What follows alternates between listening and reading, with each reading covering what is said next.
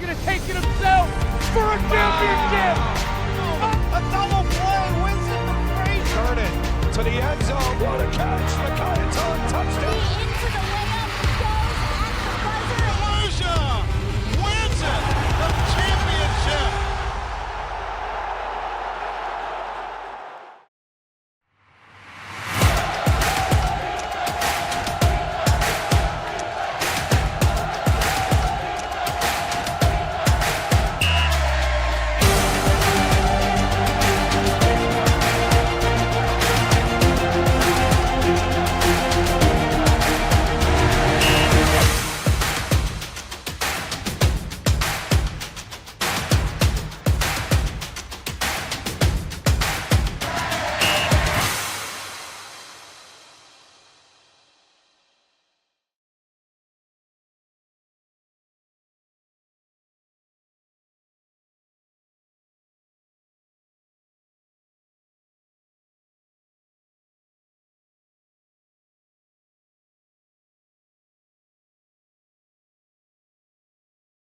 Casey Sinante. Standing in lead position behind our field, number 1, Aiden Flynn. Standing 9, designated hitter, number 25, Colton Fromers. Good afternoon, high school baseball fans, and a clear, sunny day here at Dietrich Park for the Crown Jewel Zone. Western New York is mostly yesterday, 2-2 the rain we got it today is the Wilson Lakeland against the Gowanda Panthers right here on the NFHS Network. We got to start with the score.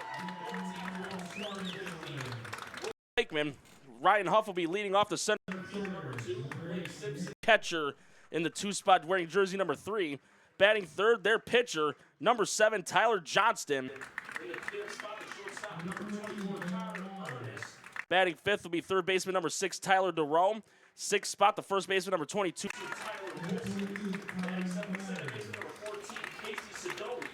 In the 8th spot, the right fielder number 1, Aiden Flynn. And Colton Freeman, the DH number 25. In the final spot, but certainly not least. And now we've got it also for the Gowanda Panthers. It will be Braden Smith in the opposite fielder number 21. Blake Griffin will be on the rubber today for Gowanda in the 2 spot number 27. Carter Capozzi, the shortstop number 2, batting third. In the cleanup will be Matt Lay, the first baseman number 31. And then from 5'9" it will be Seth Geiser, the left fielder, Logan Love, who is at the hot corner third. Dakota, the DH, Jacob Fish, the catcher, and Ben Bonneau, the right fielder. Number 5, Logan Ruff. Listen, this is a big one, right? We come down. I am so excited. I got the chance to come down from Buffalo to board this game. This is one of the games I've never seen because we were just stacked with games overnight. And then the rain to boot right there. We knew that we were going to have a long day ahead of us. I was in Niagara Falls at 8 a.m. I finished at Grand Island at 10:30 p.m. Then had to post all the post-game interviews after that. Once this game got shifted, Norm will tell you, I absolutely made the call. I'll be going down to Jamestown and cheers. So these great teams, Wilson and Gowanda right here. You're going to get a chance to see post-game interviews, everything on this one. We've got a game. You're going to see 2 Division I commits go head-to-head with each other. Blake Herman from Gowanda, Tyler Johnson from Wilson. These 2 are studs. Not only are they going to compete in this game, ready for this? The next level, they're both committed to play. Blake's going to Canisius, Tyler's going to Niagara. They'll see each other again. Well, that'll be another level of excitement. But looks like we're about to have the national anthem here. Do stay tuned to Wilson against Gowanda on NFHS. We'll see you on the other side.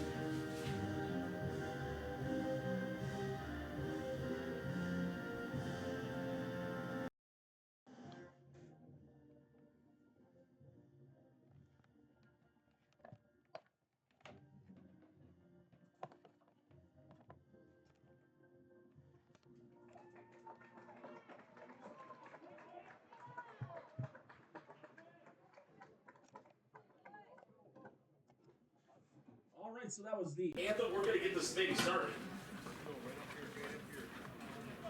So once again, that was the underway.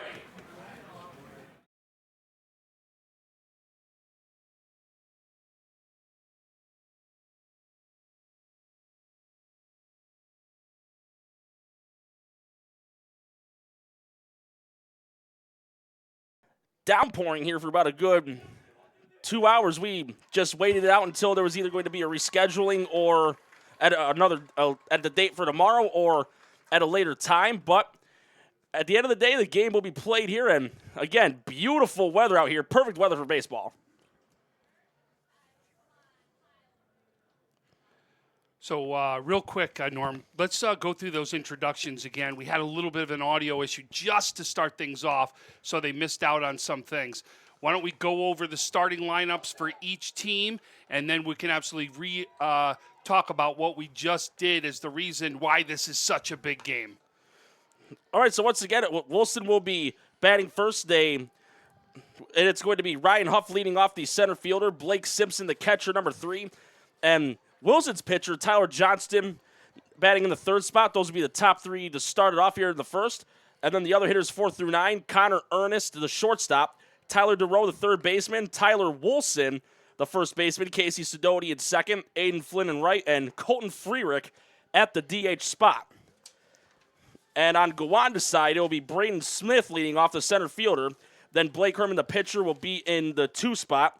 And then Carter Capozzi batting 3rd. Cleanup will be Madden Lay. Then from 5 to 9, it'll be Seth Geiger, Logan Ruff, Drew Coda, Jaden Fish, and Ben Vanote. Western New York, this is a dandy. I am so excited that I got a chance to come down to this game. We have got 2 Division I commits that are going to go head-to-head against each other on the mound. Blake Herman with Gowanda, he's off to Canisius. Tyler Johnson from Wilson, he's off to Niagara. And not only will they go head-to-head today, they'll be playing against each other in the future, as those 2 programs will see each other multiple times during a season. So a bit of a preview of the long haul. I mean, this is great. I mean, you're just talking about both of these guys are nationally known. That's how good they are. Blake's been on the scene nationally since he was in 9th grade.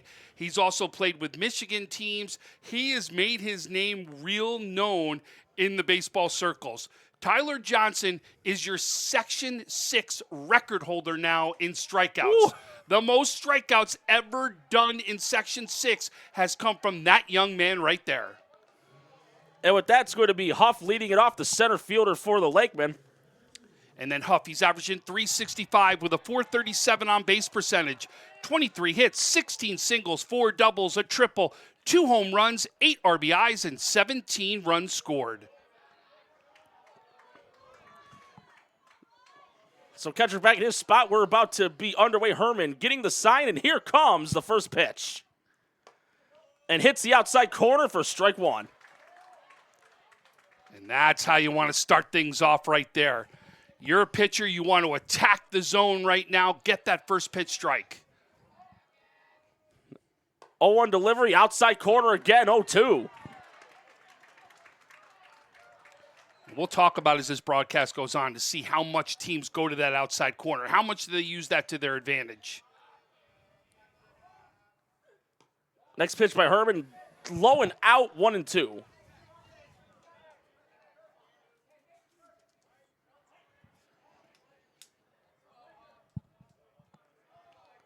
Shook off assignment. Now he's got the one he wants. Swung on and missed, strike 3, and that made Huff fall down to a knee. And that will bring up Simpson. I'm going to tell you, this is going to be 1-0, 2-1. This should be a very good low-scoring game. Small ball will be seen in this game. There's no doubt about it. One out here. Next pitch on the way by Herman. Outside corner, strike 1. Painting that. Doesn't even need a paintbrush for it. Blake Simpson on the season's batting .250 with a .318 on base percentage. 14 hits, 9 singles, 5 doubles, 8 RBIs, and 9 runs scored. Last pitch was swung on and missed, making the count 0-2.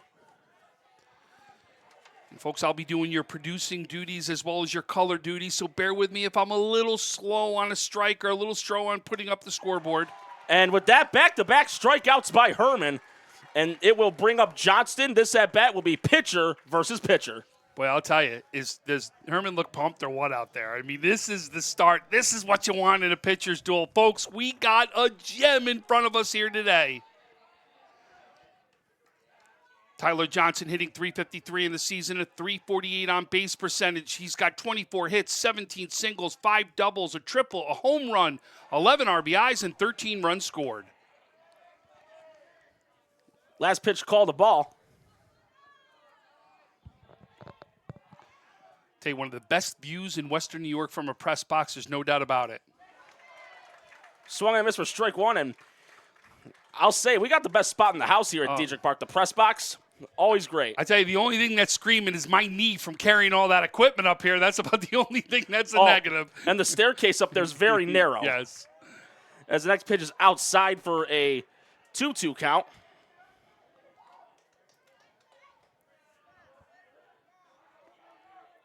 Look for the challenge pitch. This is where I'm looking for that outside corner. Look at the setup. He's going to the outside corner. And now an outside count goes full. That's the pitch you're going to go there. Right now I'm even going to be looking for somewhere right around there, but still maybe a little bit farther in, but still looking on that corner. And the payoff fouled off over top of the press box, and Johnson will see another pitch, and that's what you've got to do with that full count. If it's anywhere close to the zone, defend that plate and take a swing. Perfect analogy right there. You got to live for the next pitch, right? Foul off the tough ones to look for the one that you can drive. And these gaps, look at these gaps. They're wide open. You hit a gap right here and you're running all day. But Johnston will take the walk. So back-to-back strikeouts, now a walk, and it will bring up Ernest, the shortstop.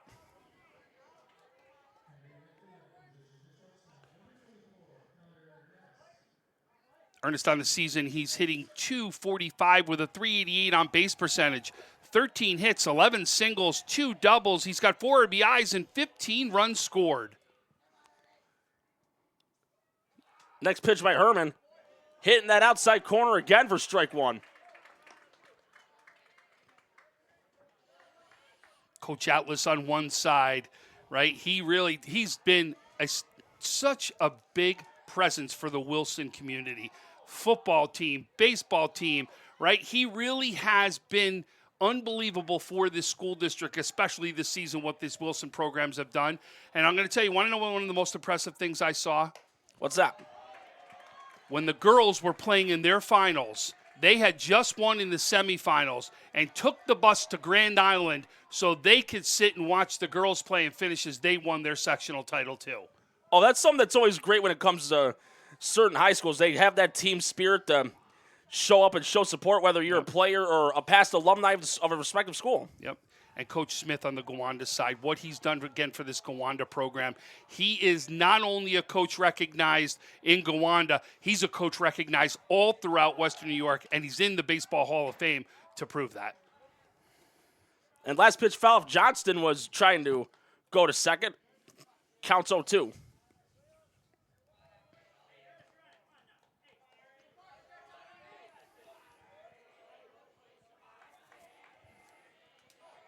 You can see folks on our scoreboard. You could track the pitches right there. Please, if we're off by a couple pitches, please understand. But they are right about what those pitch counts should be for each pitcher.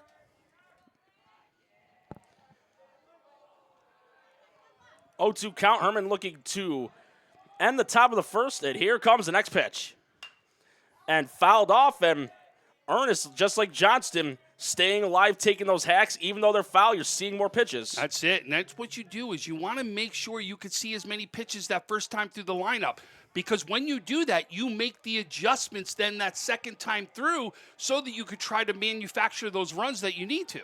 Yes, so in a way, you know what to expect. Exactly, or how to adjust. That's the big thing, and it's the same thing for the pitcher. He's got to learn, I've got to make those same adjustments, especially as I'm going through the lineup. Another 0-2. Oh, cut! Looking on the outside corner, strike 3. So 3 strikeouts for Herman, a runner left on first. Score 0-0. Gowanda will be up to bat in the bottom momentarily right here on NFHS. All runners are different, and we're here for everyone. The beginners, everydayers, once-in-a-whilers, the treadmillers, track goers, and trailblazers. For every mile, marathon, stretch, and stride, we're here for gearing up and having fun.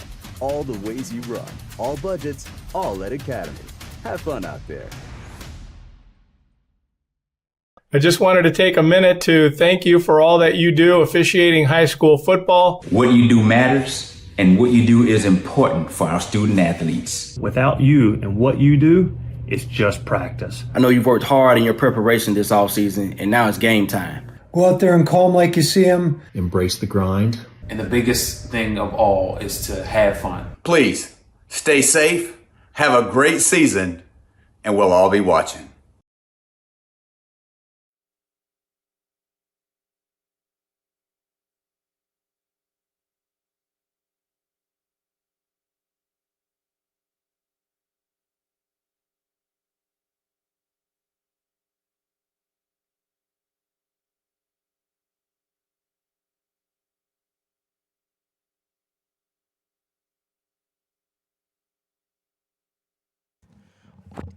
Bottom of the first about to start here as Smith, Herman, and Capozzi will be the three due up for Gowanda with the score. Nothing with Gowanda going up to bat for the first time in this matchup. And again, it's Tyler Johnston on the rubber for the Lakemen. Tyler Johnson, 71 innings pitched on the season. He has an 8-2 record. On that 71 innings, he's got 136 strikeouts. Ready for this? 0.391 ERA. Man! And I didn't give Blake Herman, so I want to also give Blake's stats too, just to, you can understand why when we started this game, I said this is going to be an absolute pitcher's duel for Blake Herman on the mound. He's thrown 44 innings. He's got a 2-0 record. He's got 90 strikeouts with a 0.636 ERA. In a way, that's eerily similar. Oh, yeah. That's why I said we were going to see a pitcher's duel today. There was no doubt. So Smith in the box, first pitch by Johnston. Right down the pipe, strike one. For Smith, he's averaging .326 on the season with a .584 on base percentage. He's got 15 hits, all of them singles, and he's got 9 RBIs and 29 runs scored. With the last pitch being swung on and missed for an 0-2 count. Boy, Johnson doing the same thing what Herman did, right? Attack the zone. And foul tip caught by the catcher for the first out. And it will bring up Blake Herman. So again, pitcher versus pitcher. Herman on this season, he's batting .380. Ready for this? Yes. .614 on base percentage is what he's got. He's got 19 hits, 12 of them singles, 4 of them doubles, 1 a triple, 2 home runs, 18 RBIs, and 34 runs scored. Here's the big stat, too. 21 base on balls. He's been pitched around all season. And that also shows great discipline, too, staying patient at the plate. Even count 1-1. And Herman crushes that one to center, but it's going to have the case of the hang time, and it will be caught there by Huff for the second out. And that will bring up Capozzi, the shortstop. Capozzi on the season, he's hitting .397 with a .500 on base percentage. He's got 27 hits, 20 of them singles, 5 doubles, a triple, a home run, 26 RBIs, and 21 runs scored. John's next pitch fouled off by Capozzi for strike one. And yeah, I remember last season, I do remember Blake Herman and Carter Capozzi. They were also part of the Babe Ruth, the Jamestown Crusaders. Yep. Yeah, I got to do a couple of those games with Jason Sample, and that was an awesome experience as the next pitch was on the outside corner for a strike. Upstairs making the count 1-2. Perfect pitch, right? You don't want to see everything right down the pipe. See a different eye level. Get them to look at something different. And the 1-2 fouled off. It's only Tyler's 10th pitch. Herman's thrown 19 pitches in his first inning. outside 2-2.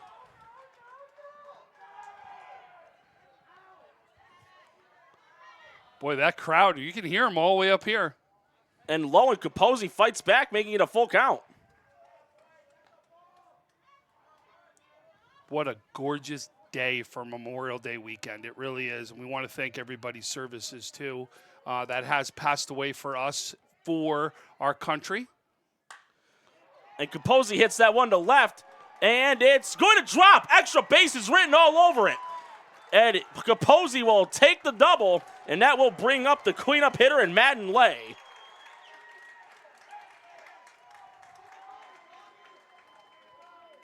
So between both pitchers, though, eerily similar. They both got 2 outs to start, but the only difference, Herman walked the third batter, and Johnston allowed a double.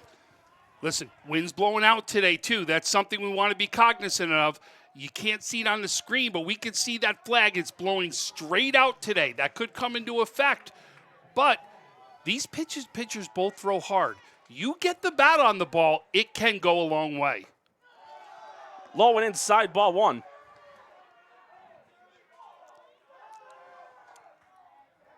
And this is Lay right now with a .317 on batting average, .491 on base percentage. 13 hits, 8 singles, 4 doubles. He's got a home run also, 19 RBIs, and 9 runs scored.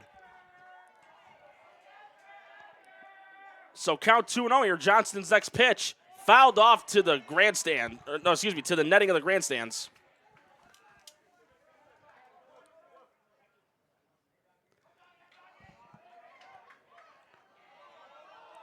So lay back in. Johnston time called. I'll tell you, we're up on the roof, folks. Obviously, you can see that by the angle of the camera that comes down. But I can hear these dugouts clear as day up here. I mean, you can see how into their game they are. Low and in, ball 3.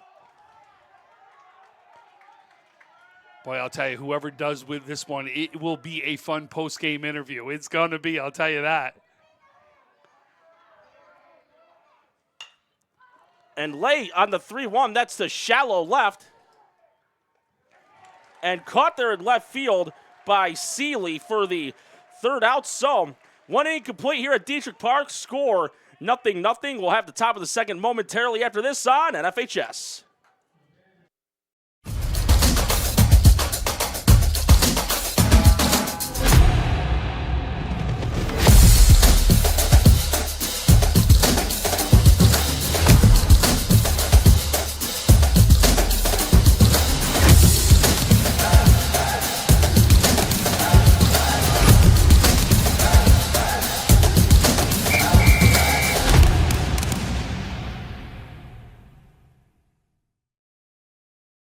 Going to college for esports feels amazing.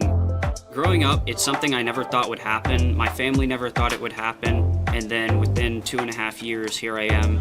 He's actually a madman whenever it comes to playing on the sticks. You know, he's going to be the first one that pursues this into an academic career. Me getting an esports scholarship could show other students that it's possible for them too, as long as they put their mind to it and put some effort into it.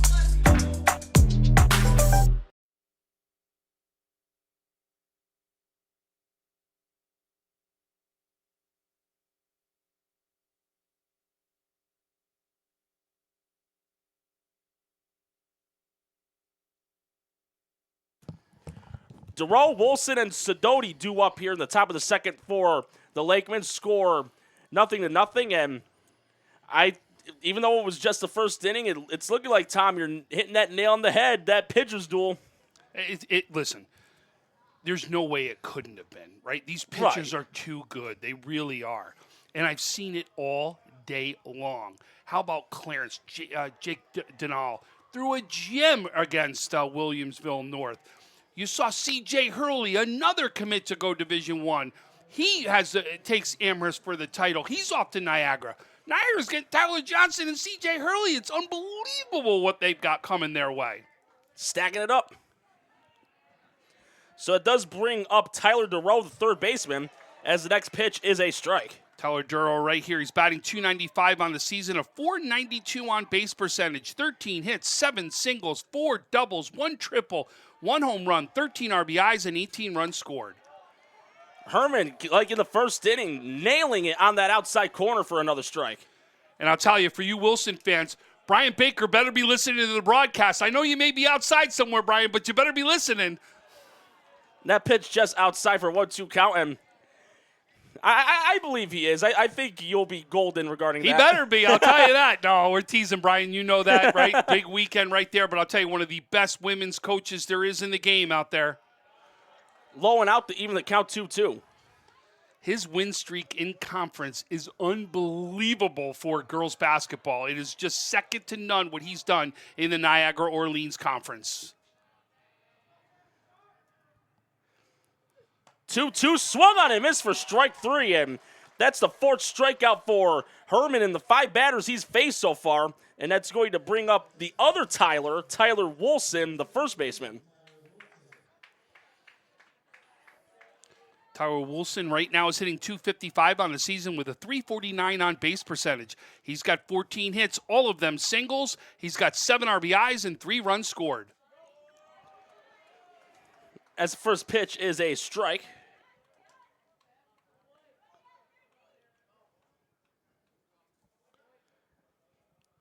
Herman's 0-1 delivery. Again on that outside, 0-2. Do you know why so many pitchers, especially in this area, will focus on that outside corner? Possible weaker spot? Well, we'll talk about it right after this pitch. And it will be a chopper. And throw to first in time. That's the reason right there. If you don't go to the opposite field like he just did, you're either going to have a soft ground ball that you're going to hit or pop it up. You have to take that pitch opposite field.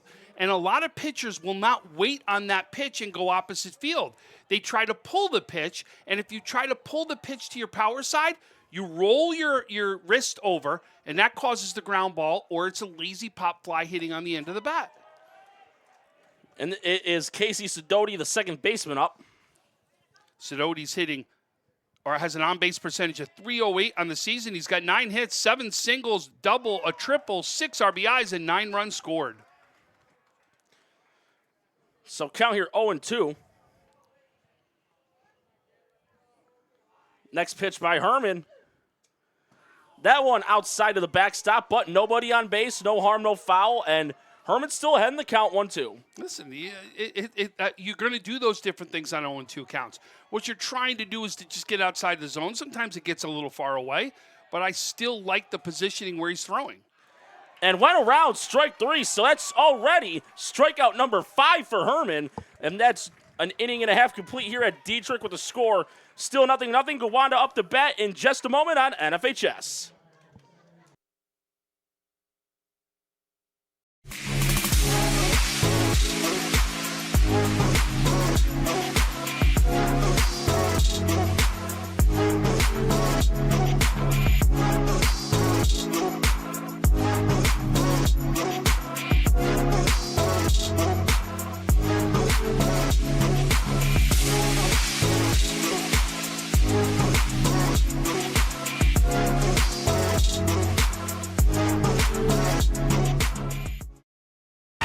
What rhymes with great?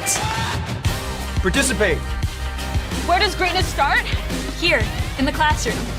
On the stage. In the pool. On the field. Where will your greatness take you? To better grades. To more friends. Yeah! Be great. Participate!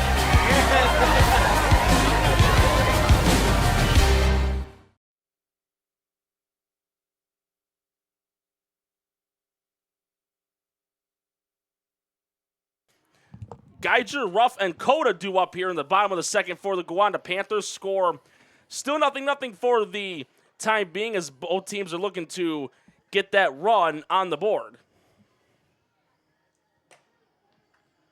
Final warm-up pitch by Johnston thrown, and again it will be Seth Geiger, the left fielder, coming up. Geiger hitting .269 on the season with a .452 on base percentage. He's got 14 hits, 10 singles, 4 doubles. He's got 19 RBIs and 15 runs scored. What a gorgeous field. What a gorgeous day. I just can't give enough compliments right now. I mean, I wouldn't want to be any other place right now, but right here calling this game. Where else would you rather be than right here, right now, as the next pitch is down the pipe for a strike? And got to give it to the grounds crew, though. They always do an amazing job making this field look nice. Especially after all the rain that came through yesterday. Next pitch fouled off, going over the top of the bleachers onto the concourse, making it 0-2. You got to be careful where you park still around here, because you can get hit by baseball still, even though you don't think you would in a stadium. But balls do get back there to hit things. Yeah, that happened to Colsty. Oh, did it really? Yeah, but it was only a little dent, though. It didn't break any windshields, as the next pitch was called strike 3, and it will bring up Ruff, the third baseman.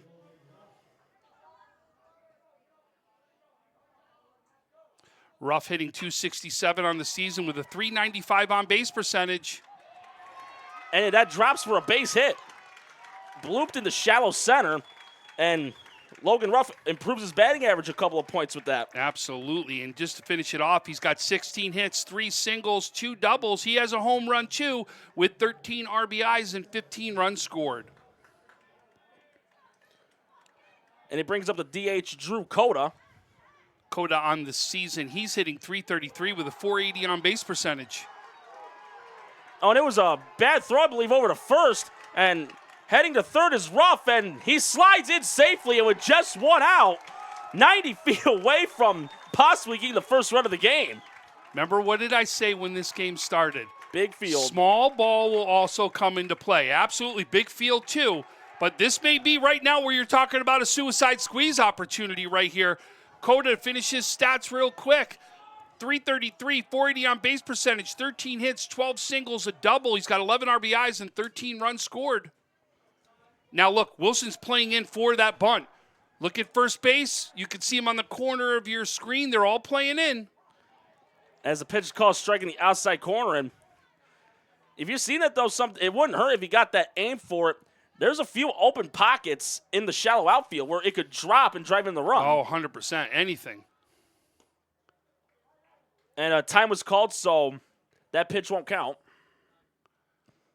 He walked out, and I didn't see the time given. That's why I was wondering if he walked out without it being time was given, but he was granted. Oh, that one goes to the backstop. And Ruff's going to head home. And it looked like that was going to possibly be a foul on the bunt, but it hit off of the glove of Simpson. And from what I saw, that wasn't necessarily a bad pitch. I'd say just bad luck. Yeah, that sometimes, it's a game of inches. We talk about that many of times, and that right there is just barely miss it. Swung on a miss for strike 2.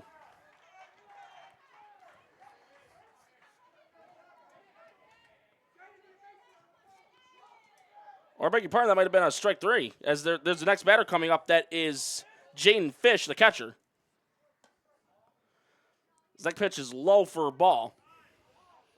And Fish right now in the season, he's hitting .250 with a .437 on base percentage, 13 hits, 13 singles, 10 RBIs, and 14 runs scored. Yeah, they're saying. So I think they're asking, was the bunt that went back to the screen called a strike? And they're verifying it is what it was. I think that's exactly what Coach Smith was saying, was verifying the count right there. Yeah, because it looked like that Coda didn't pull it back in time. And sometimes you want to make sure that's why it was called, so you're verifying to say that was the strike right there. Because there's so much melee happening, you don't see sometimes the call being a strike right there because everybody's running home and you got to run scored.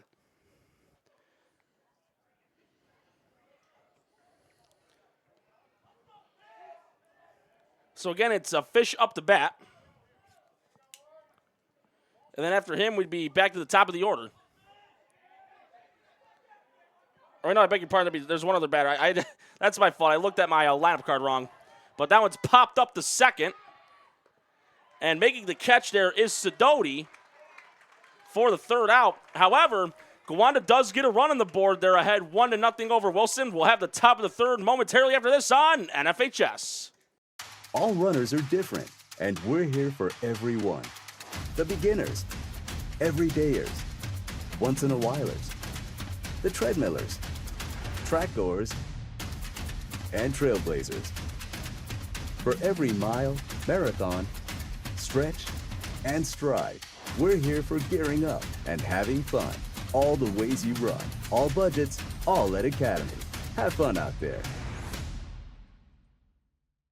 I just wanted to take a minute to thank you for all that you do officiating high school football. What you do matters, and what you do is important for our student athletes. Without you and what you do, it's just practice. I know you've worked hard in your preparation this offseason, and now it's game time. Go out there and call them like you see them. Embrace the grind. And the biggest thing of all is to have fun. Please stay safe, have a great season, and we'll all be watching.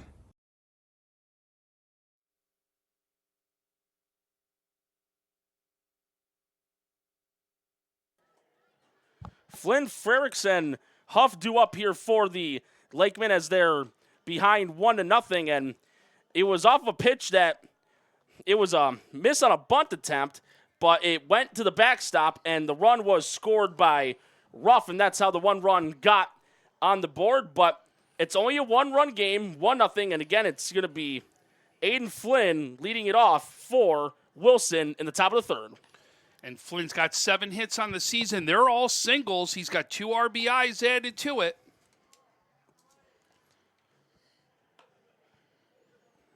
And Herman about to throw his last warm-up.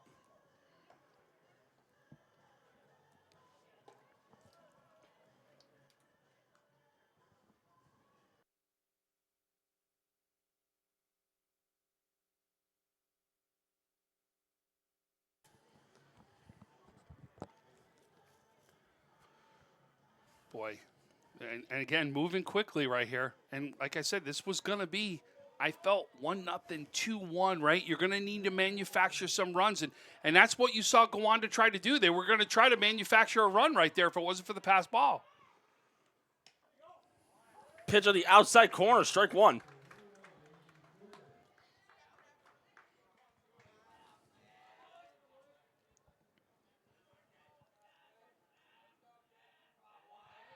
Oh, 1 on the way, and fouled off, going over the top of the press box. And right there is about where cars are, right? When it goes over the top of the press box right there.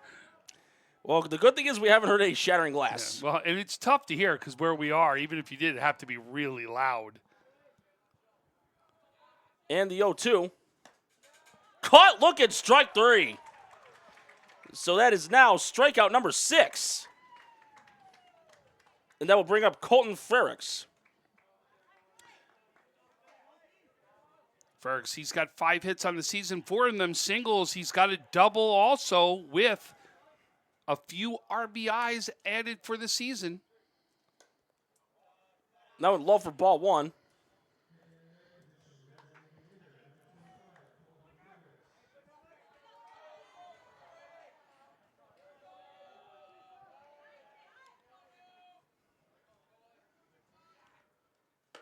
Next pitch swung on and missed to even the count. Puts his triple stick on the board. The 1-1 count with 1 out as Herman's about to throw the next one. And chop foul down to third base side. A lot of Section 6 representatives here. Rob Perry, the Section 6 coordinator here. Rob DiFilippo, who's in charge of Section 6, is here. You've also got committee members that are here, including your Silver Creek Mike Janis head coach. Everybody here right now knowing this is such a big game with the spotlight on this game for the day. And the 1-2 outside for ball 2. And I'll say, though, whenever there's a batter in the box that's crowding that plate, that's daring the pitcher, throw me inside. The case of the triple dog dare. He's caught looking on the outside corner, and another strikeout. And it will bring us back to the top of the order with Huff.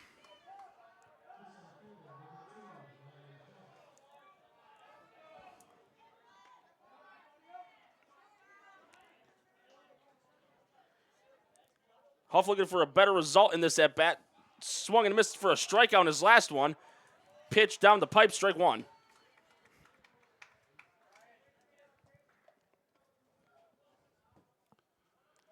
I tell you, thank God we did have this nice day because tomorrow does not look good on the radars. Looks like we're going to have another rough day tomorrow. Well, this is something I like to say all the time. Rain beats snow. See, but that's my opinion. Now, everybody knows this is not my full-time job, everybody. I do this to recognize these young men. I actually work, and I'm a sales guy where I do marketing for 2 different things. And I'll tell you, I'd rather have the snow. Getting rained on and then having to go into offices is not fun. Yeah, I base it on my experiences with one of my last jobs where I'm living currently right now. For years, I was walking there, and it was a 2-mile walk. Yeah. And would you rather walk in snow or rain? I'd rather walk in rain. Oh, see, I'd rather walk in the snow. Oh, my God. I don't walk in soaking wet to wherever I'm going. As the 1-2's fouled off by Huff. Especially if I'm wearing a suit or I'm dressed up and you just walk in soaking wet, you just feel like, oh, it can't get any worse.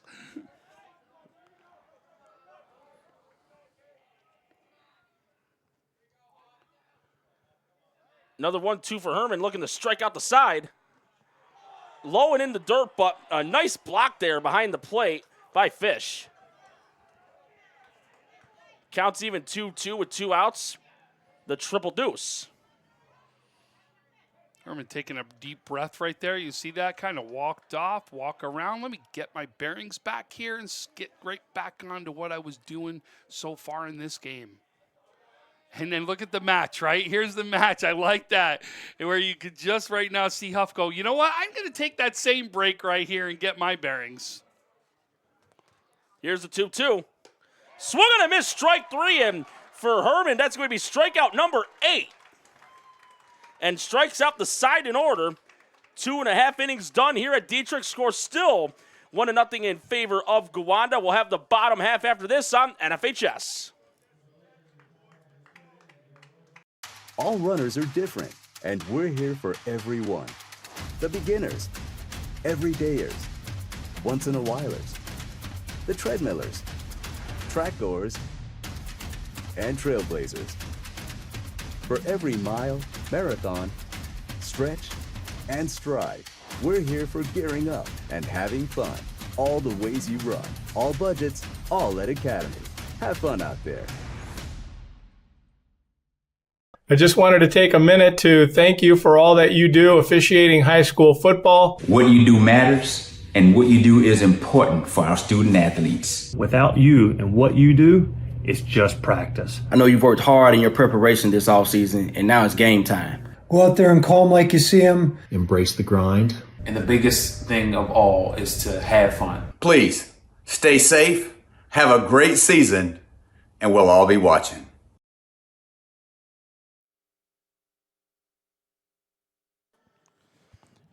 Smith and Herman due up here in the bottom of the third for Gowanda. The Panthers are up 1-0 and looking to possibly add an insurance run or two. Van Note is going to start things off, and on the season, he's averaging .263 with a .481 on base percentage. He's got 10 hits, 9 of them singles. He's got a double and 8 RBIs and 15 runs scored on the season. Oh, Tom, I got to apologize. I looked at this wrong. I realized from the card, he's actually not hitting. He's just a designated position player, so it's going to be back to the top with Smith, Herman, and Capozzi. My apologies on that. It's all right, no big deal. But you know what? Van Note deserves some recognition, and that's what he's done so far for the team for the season, so he gets a little bit of recognition on the broadcast, too. No? Oh, no, he is coming up. Yeah. Oh. Yeah, he's batting ninth. Yep, that's right. Oh, okay, I put it in the wrong spot. No, that's what I did. Oh, okay. Yeah, I had it in the wrong area. Yeah. And Van bunts, but it's going to go foul for strike 1. The other person we want to give some credit to is Carson Hutch today for Gowanda, as he's playing second base. He is getting DH for. That's why you heard Coda's name right there. But Hutch is absolutely out in the field also playing second. Next pitch called a strike, making it 0-2. Yeah, and Wilson's got a player that's like that too at Braden Seeley. He's playing in left. Next pitch outside for a ball. Boy, I'll tell you, when that breeze does come in here, it feels very nice. It does. It does. because it could be a heat wave up here occasionally as Van Oat swings and misses for strike 3. So for Johnston, that will be his 4th strikeout, and with that, we'll be back to the top with Smith.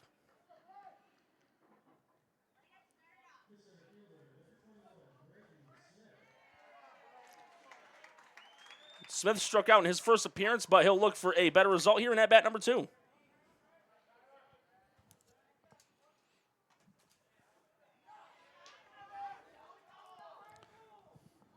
Saw a no-hitter thrown earlier this week by St. Joe's. Wow. Ty Krawchuk, he had a no-hitter in his game in the semifinal win over St. Mary's. Next pitch inside corner for strike 1. Yeah, that was something last season for those high school playoffs that were unforgettable. In a span of 4 days, I was part of crews that I got to call 2 no-hitters for softball, as the next pitch was a ball 2-1. And was one of them the coda for Gowanda? Yes, it was. So there you go. Had there not have been So a you got walk batter in the there. last inning, it would have been a perfect game.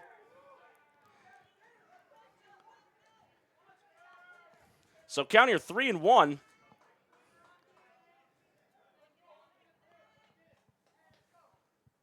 So Smith in that hitter's counts, or with that 3-1, a lot of people like to call that the green light. As he swings and misses, count goes full. Yeah, that's your pitch. When it's a 3-1 count like that, you got to be sitting on the pitch you want, right? You're looking for a belt-high fastball, something you can drive into a gap. On caught, look at strike 3. Back-to-back strikeouts by Johnston, and it will bring up Gowanda's pitcher in Herman. Herman had a nice shot, right? If you remember, out to center field is where he drove that one. Fly ball out there. And remember, the next batter coming up was Capozzi, who hit one that went over that left fielder's head. 2 big hitters right here up for Gowanda. Next pitch right down the middle, strike 1.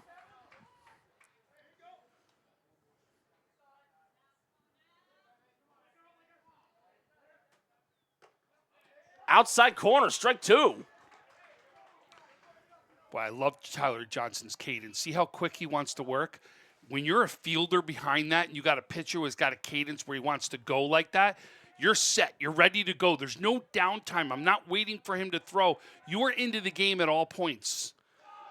And swung and missed strike 3, but there's going to also be a 2-3 putout as it was dropped. But Johnston, deja vu moment, like Herman in the last half inning, striking out the side. 3 innings complete here at Dietrich Park. Score still 1-0. We'll have the top of the 4th after this on NFHS.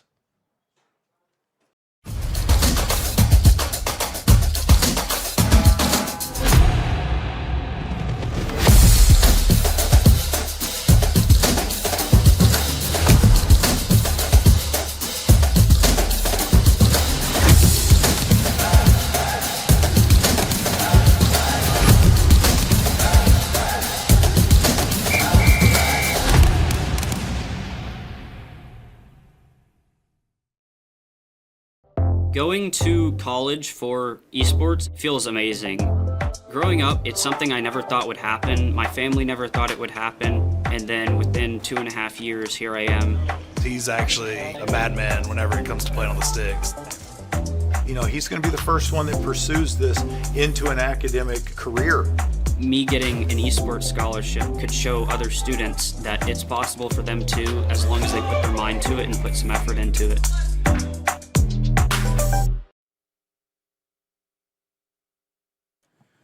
Simpson, Johnston, and Ernest due up in the top of the 4th for the Lakemen. Score still 1-0. And gotta say, on the mound, Herman has just been lights out. Both of them really have. Right? Yeah, I mean, for sure. I mean, you're talking already in this game. We're sitting at 14 strikeouts between the two of them right now.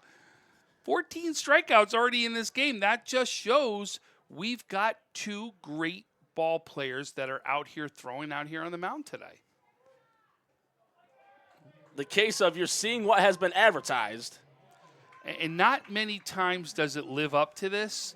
But listen, there was a reason I wanted to come down and see this game, because I knew that this one was going to live up to it. And what's even better with it being rescheduled, you got to be able to also commentate it with me.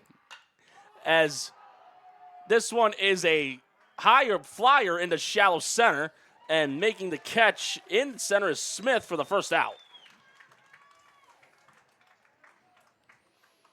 And even though I'm sure Herman loves getting the strikeouts, a nice one pitch right there to be able to get an out also helps on that arm too. Oh, yeah, saves some numbers for later in the innings. And it will be, as that one's fouled off there by Johnson for a strike. Hey, Brian, just back off a little bit because you're going into the scoreboard. Yeah, that's perfect right there. So Johnson, his first at-bat, he did get on base by a walk. Next pitch fouled off to make it 0-2. But I'll tell you, there's not many times I've seen games where in the top of the fourth and both pitchers are sitting in the 40s. That's, yeah, certain target ranges are, I would say, probably about 14 to 16, 17 pitches. All right, so think about that. If you had 15 pitches, we're in the fourth, we should be somewhere in the 60s. Yes. We're somewhere in the 40s. That's more than exceeding expectations. Gold star with a couple of pluses. Yeah. Here's the 0-2, and fouled off, and Johnson doing like he did in his last at-bat, staying defensive, and anything close enough to that zone, taking a hack.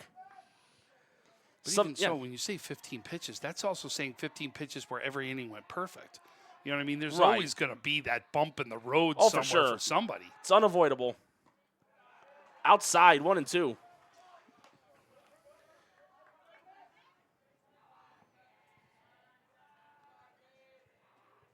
Herman's still ahead in the count.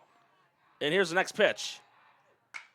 And going and dropping into right for a base hit. First hit of the game for Wilson. And the only man responsible for getting on base at all has been Johnson. The walk and now the single. That's big right there. You know, not that we were going to say, oh, he's got a no-no going already, but that does calm things down right there. That first hit for any team, especially when you're starting to now get into the game, that's that deep sigh of relief right there. Okay, now team, we can go. We got things started. Outside corner for strike one as it is Ernest to the shortstop. You know, you start to wonder here, okay? We've got one out. Do you try to get Johnson to second base, try to steal him over? Do you try to play a little small ball then? This is now where you've got to think a little bit when you've got your opportunities, when you can absolutely try to capitalize on them. Pick off, but back in safely there is Johnston.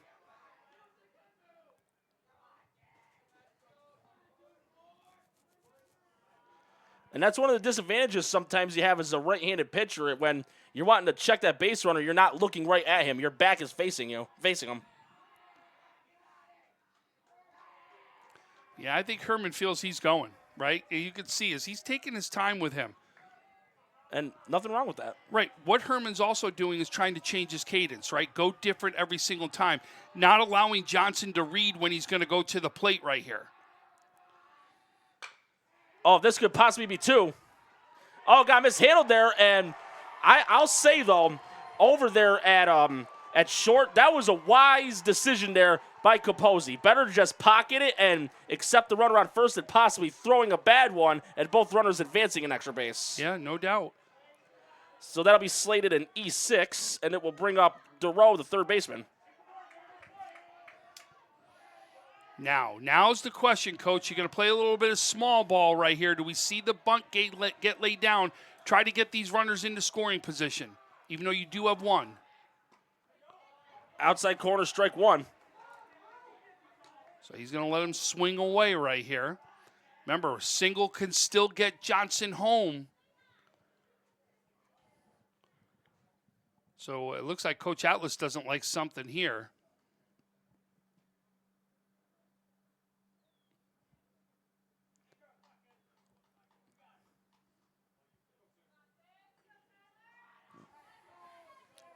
Not too certain unless it was maybe the quick conference between pitcher and catcher being unexpected. I'm not too certain.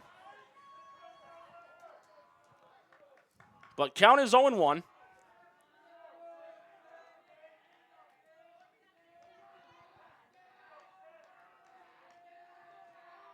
Here's the oh no, pick off at second.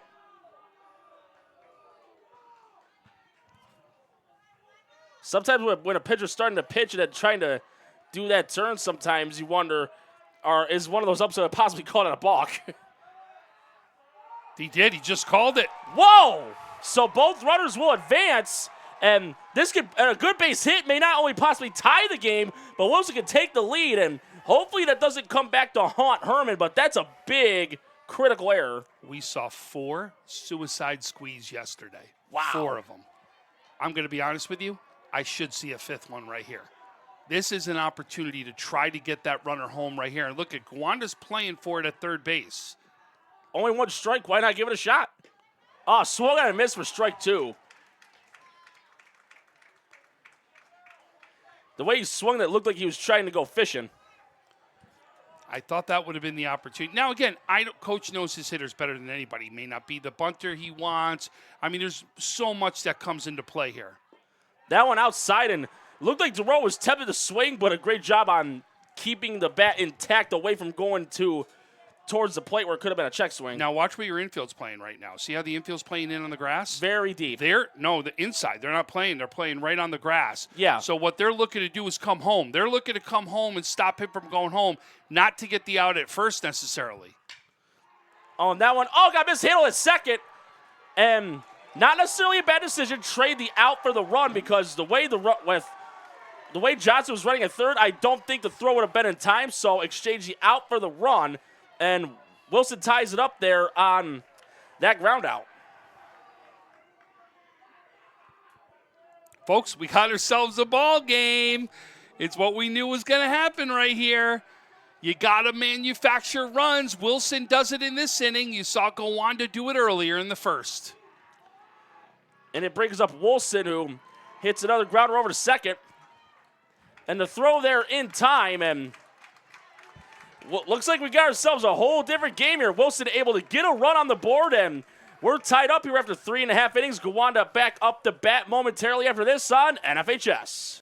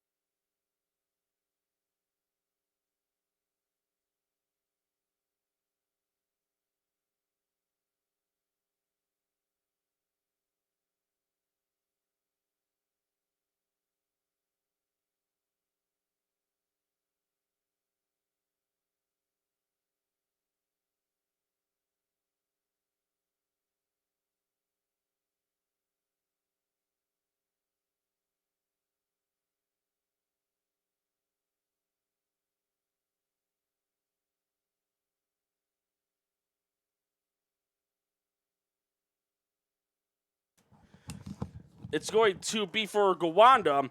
Capozzi, Lay, and Geiger due up with the score tied at 1s. And quickly back in the top half of the fourth, it was a fly out by Simpson, the center, but then Johnston, the pitcher, got the first hit of the game. Ernest got on by an E6, and then a balk by Herman advanced both those runners to second and third respectively. And even though there was a ground out by Duro, he was able to drive in the tying run on that. So that's how we're tied up at 1s. This is the first pitch to Capozzi, and this at-bat is a strike. Remember, Capozzi's the one who hit that drive that went out to the wall right there, had a big double that helped score that run. And the way he swung at the last pitch, I think he was trying to do that again. Yeah, that was up in the zone. That's when you say everyone knows that wants to swing at that pitch all the time. It's a coach's nightmare pitch. And another strikeout there for Johnston. Make that 4 in a row. Norm, I've been coaching for years, and I can't tell you how many times I go to my player. You can't swing at that pitch. But, Coach, I love it. It's my favorite one. I see it all the time. I hit it far. And then the 1 out of 20 times they hit it far, they look at you and go, see? Speaking of a good pop there. Oh, what a catch there in center field. Diving catch there by Ryan Huff, pulling shades of Jim Edmonds on that catch. Wow. What? Give that kid a gold glove. Wow. I'm going to tell you, that get by him, that may be an inside the Parker right there because he laid out for that into the gap. Oh, wow, what a play we just saw there. Sports Center, we got some footage for you. That was nice. And that will bring up Geiger as the next pitch is a ball. All as I can say is wow on that one. Count even at 1-1.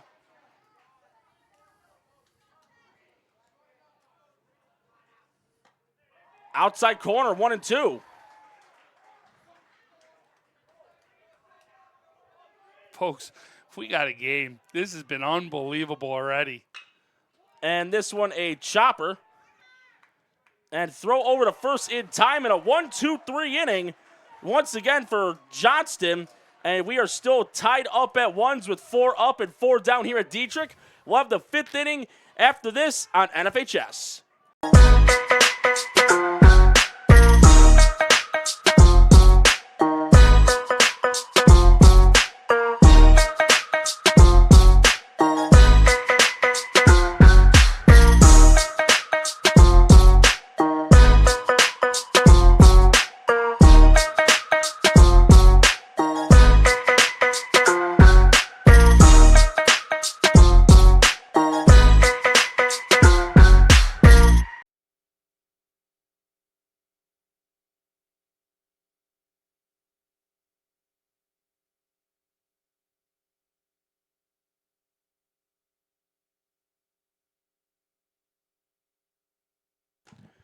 Sidoti, Flynn, and Freericks do up for Wilson as we are tied up here at ones. And the last inning, they did make Herman work a little bit to get out of it with a single and also on base on an E6. They were able to get the tying run home, and they'll look to keep that momentum going their way. Norm, I'm still in awe. Huff, I mean, that play was by Huff insane. was unbelievable right there. I mean, that layout really saved the game right there for Wilson because I really believe you'd be talking about a runner on third, 1 out. Anything could happen as far as manufacturing a run, or that's possibly inside the Parker because I'm telling you, folks, this gap is so big because he wouldn't have been able to get it. Your left fielder would have had to go all the way out there to get it and then get the ball in. I'm telling you, unbelievable play by Huff, and I'm doing the bow to you right now. I know nobody can see it on air, but boy, I'll tell you, unbelievable catch right there. I think if Wilson were to because there's still a lot of baseball left. Should Wilson win this, they got to get him like a throne, a cape, a crown, a scepter. Boy, wait till I'll tell you. If Wilson does get an opportunity to win this game, folks, Huff will be one of the people standing with me at that post-game interviews. I'll tell you that right now. So Sidoti, who struck out in his first at-bat, is back up looking to get a hit and start some building blocks to give Wilson their first lead of the game.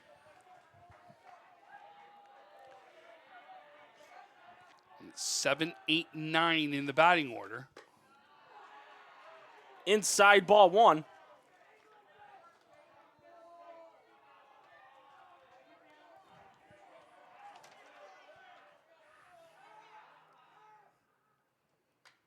Next pitch fouled off of the backstop, 1-1.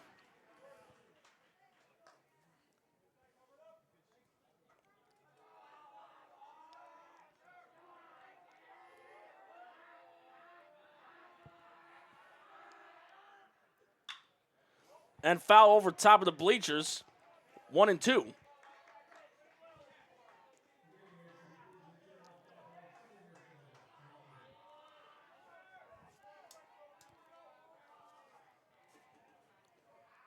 for the outside corner on this one. And that one, Pogo sticks in the dirt. So it makes the count 2-2.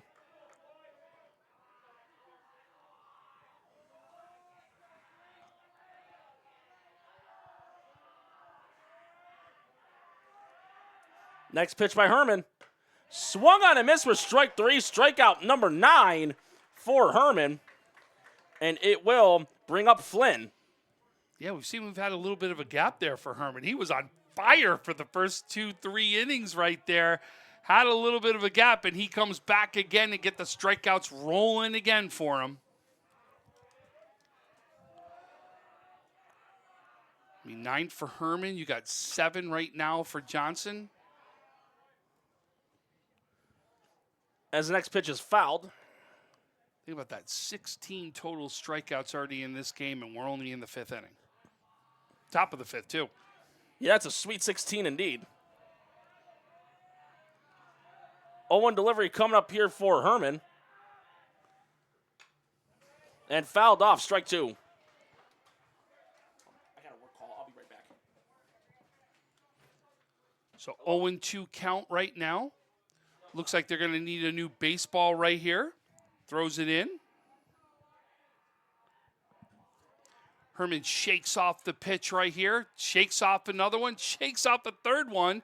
And then you can see right there, Huff calls timeout. I'm sorry, Flynn calls timeout. I apologize. Flynn calls timeout on that one. Herman gets set. He delivers the pitch. Bounces there early. Count goes 1-2 right now. You're going to see. Looks like timeout called right here.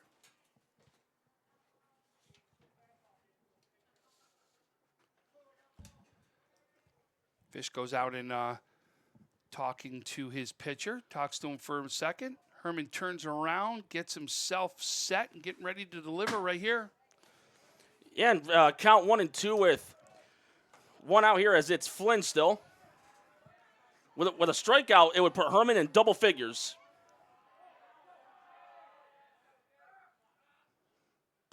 And upstairs, 2-2.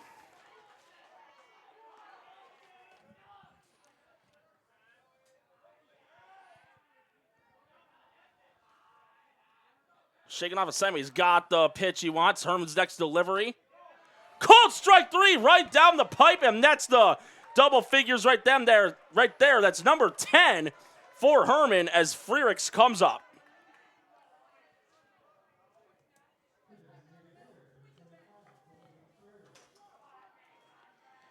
I'll say that out of the 14 outs that Gowanda's gotten defensively, 10 of them have been by the arm of Herman. And next pitch, call the ball.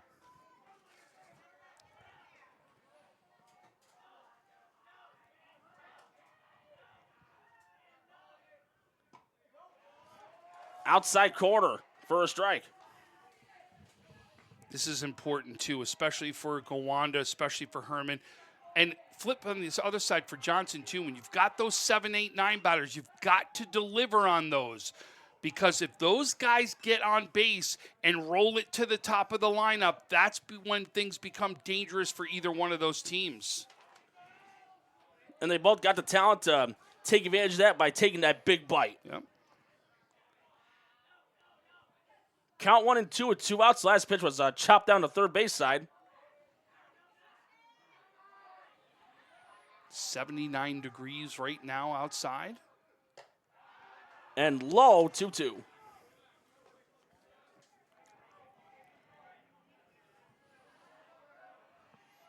Boy, I'll tell you, wonder how this next run's going to come in for either team, because I really believe somebody's going to have to manufacture a run. And swung on missed strike 3, but going to the backstop. And getting there safely, Frericks said, we're going to go back to the top. The man that made that Superman Clark Menace catch in center in Ryan Huff. Now, remember, that does still count as a strikeout. Yes. So he does add to the strikeout total. Yes, he does. It is just the drop third strike that you could see go back there, and a very good heads-up play as he gets on base. Little things like that in a game, that's, manufacturing right here. And how many times do we say this game after game after game? When somebody makes an incredible play out in the field, now they get the opportunity to come up bat and make it 10 times more big what they did just out in the field. Herman's next pitch, swung on a miss for strike one, and I think Huff with that swing, he wanted to put that ball in the boat and make that gondola. I'll tell you, for Western New York Athletics, our leader, Frank Wolf, who's a Logistics Plus owner for I'll tell you right now, we get a chance to see that out there. All I keep thinking about is Frank Wolf and Logistics Plus out there. Yeah, I've gotten to see a couple homers go over the top of that sign. Yeah. That'd be apropos if that happened today, especially to finish off a game like that. Yeah, there was even one that hit off of the sign. So many memories. 1-1 pitch is outside 2-1. So if it hits off the sign and comes in this game, do we say that Frank Wolf actually blocked it? He goaltended it. Throw back to first, but wasn't too big of a lead there by Frericks.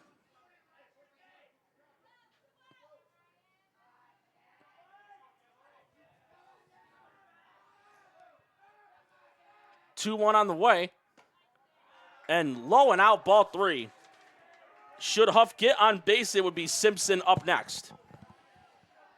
And what they're trying to do, Wilson, is to get back to Johnson, right? Here's your big guy in the lineup, Johnson. They're trying to get back to him to try to manufacture another run. And swung on a miss, count goes full.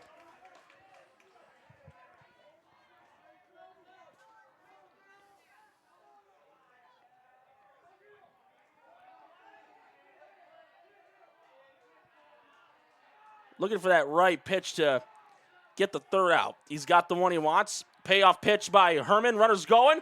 And ball four outside. And that will bring up Blake Simpson.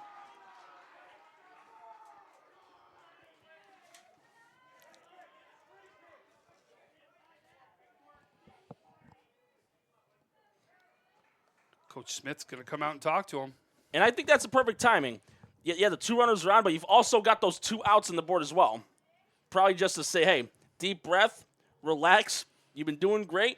Get this third out and keep this thing tied. Yep, I agree. I also believe it's also to say, hey, listen, the ball's hit to you. This is what I want you to do with it. We have two outs, remember, right? So make sure we're going to the easiest base so that we get that out. And it could be across the diamond to first, but please remember, guys, it's two outs. Let's get out of this inning right here.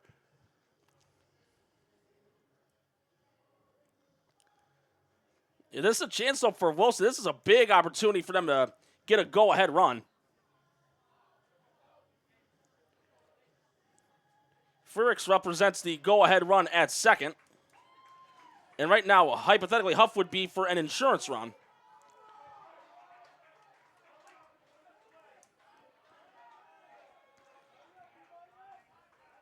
So Simpson is two at-bats. He has struck out and flown out to center.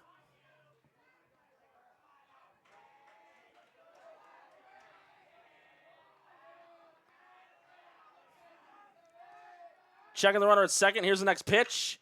And that one's going to go through to center field for a base hit. And Frericks going to get waved home.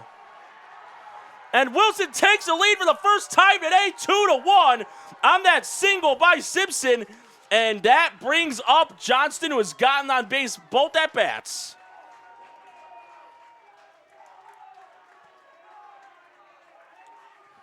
First hit of the game for Simpson, and boy, was it at a crucial time and making it count. And right now, that means there's 2 hits apiece for each team. Wilson and Gowanda both with 2 hits.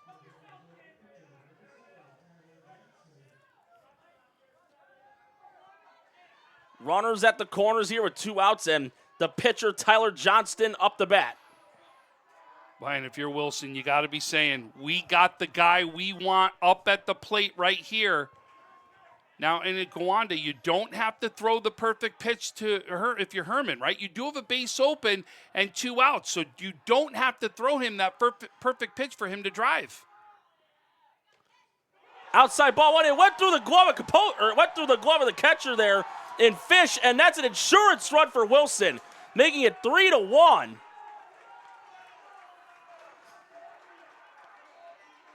So Huff going from making that great catch at center to getting walked and scoring a run. What do we said it. Like, how many times do you see it? He comes up big on both sides right there. Nail on the head.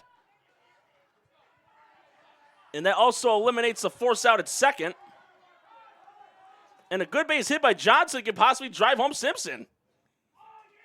They're going to potentially walk him. And I don't dislike that because now making a force out from first to third, and he's gotten on base both times, and it brings up Ernest, who's 0 for 2 with a strikeout and getting on base on the E6. I 100% agree with that call. I think Coach Smith did exactly the right thing on there because think about this too.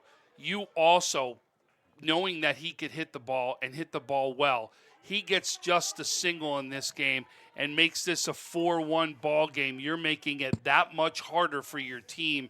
I like the call. Right now, your objective is to get out of this inning, and now what you've done is at least created a force play at first, second, or third.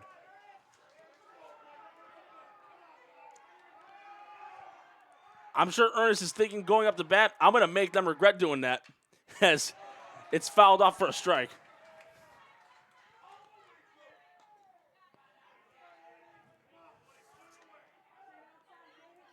Boy, and it seems like the crowd's getting louder, louder, and louder right now. Yeah. Wilson traveled very well. Gowanda traveled very well.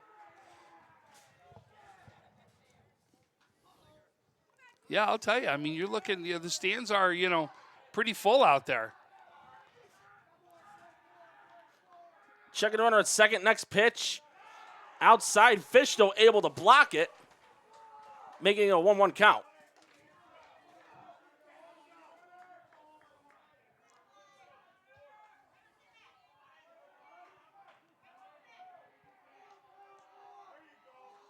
He wants a new ball. Maybe he got a little slick from a little sweat accumulation? Yeah, either that. Sometimes, honestly, it's just I want a minute, right? I want a minute. I want to gather myself. I really want to make sure that I'm focused on what needs to get done right here for my pitches. Something may not be working. Let me get my head set. Let me get a little bit more time that I can't get unless I do something to create that more time. Or he flat out just didn't get a good feel of the ball.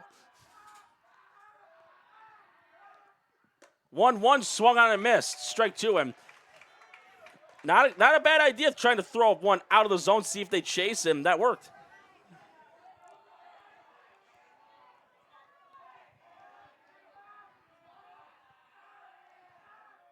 One, two on the way, and foul out of play.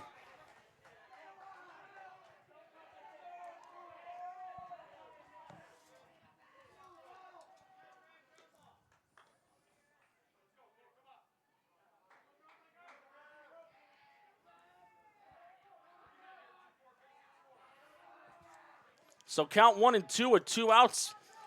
Herman looking to just keep the damage as is. Checking the runner at second.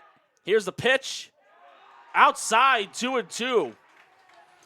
So, folks, we're going to stay here we're not going to go to a commercial break. We're going to go over all the champions and everything that happened so far today at the half inning. So stay with us. We'll tell you what's happened in Section 6. And again, trying to make that move over to second. And last time he tried that, he got called for that balk. And that's what led to the first run for Wilson. 2-2. Low and out, ball 3. Count goes full. Tyler DeRoe would be up to bat if Ernest were to get a base hit or be walked. And DeRoe's got one of the RBIs so far today. Yeah, it was the one to tie the game on that ground out that drove home Johnston.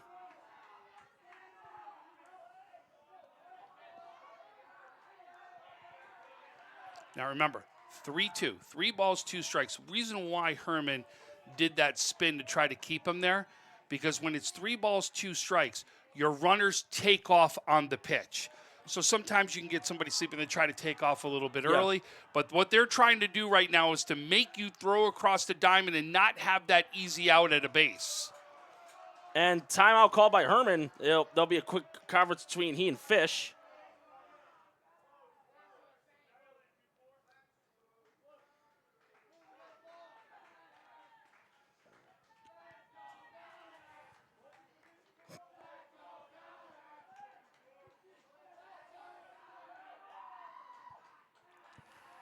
Full count here, 2 outs. Payoff pitch. Runners are going and fouled off. Like you said, they're going to take off on this pitch. That's what they're supposed to do.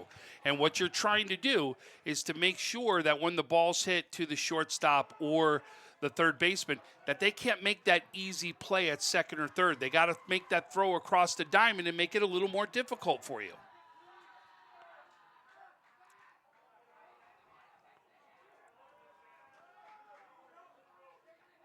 So Ernest making Herman work here to get this last out. Part 2 coming up here on the payoff pitch. And fouled off again. Well, I'll tell you, Wilson has really battled this inning, really trying to make things happen. Just even with these foul balls, all that you're doing by that is seeing more and more pitches, letting the batters learn more and more as they go through the lineup. And at the same time, you're causing that pitch count to get a little bit higher, higher, and higher right now. And that's a success in itself. Absolutely. Payoff pitch part 3, and that one going into left. And making the catch there is Geiger. So even though they were able to get out of that little jam, Wilson able to put 2 runs on the board, and they have their first lead of the game, 3-1. We'll have the bottom of the 5th momentarily, but Tom, I'm going to pass it over to you. So let's talk what's happened so far. You yesterday did get to call a game here. That was the Class D championships as North Collins wins 4-1 over Franklinville in that one. That was one of the first games that actually got ended for the day. It was one of the first complete games of the day as the rain came here a little bit later than it did up in the north area. And then we flip it to what happened up in the north area. You've had the Class AAA championships. That was a 3-game series. Wow. You had Niagara Falls win game 1. You had Lancaster win game 2. Game 3 at Grand Island goes to Lancaster. Lancaster is now your AAA champions as they won 4-3 over Niagara Falls in that one. Then you go to the AA championships. The AA championships saw Clarence take on Will North. Will North was the number 2 seed, Clarence being the number 4 seed. You saw Clarence in this run take down the number 5 seed Williamsville East, which could have easily been a 1 seed, take down the number 1 seed Orchard Park, and then takes down the number 2 seed Williamsville North as they win 8-2 in that one to become the AA champions. So that glass slipper's fitting them very well. And then we're going to now go to the A championship. You've got the A1 and the A2 championship. The A1 championship was won by Amherst as Amherst defeated Kenmore East in that one in a 7-0 game. And then you turn around in the A2 championship, Maryvale defeats Dunkirk in a 9-4 victory in that one. And then the B championship, where you went back to Grand Island, that was Medina winning another close game, 4-3 over Fredonia. And those right there was everything that happened yesterday, which brings us to the C championship right now in the 3-1 matchup that we're in. And still 2.5 innings left of play. 2 runs, not a big deficit by any means, and it's still too early for Gowanda to hit that panic button, as it will be Ruff, Coda, and Fish due up for the Panthers. It just starts with a simple base hit, or getting on base by any means. I'll tell you, I'm looking at the official pitch counts, and we're dead on right now with the pitch counts. I don't do that very often, as I'm also doing the color at the same exact time. But I'll tell you this, right there, and you can see it on your screen, that's the only 49th pitch for Tyler. So count out 0-2. And how important it is after your team answers the way they just did for you to come out and go strike, strike. That is important right now as a pitcher. You come out and answer it for your team. 0-2. And that one popped into shallow right. Flynn under it and making the catch for the first out.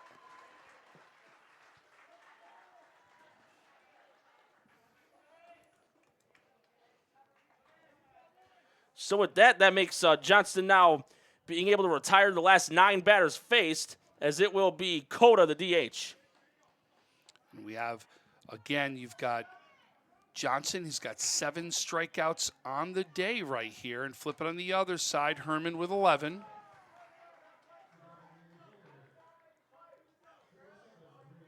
So first pitch was swung on and missed for a strike. And outside.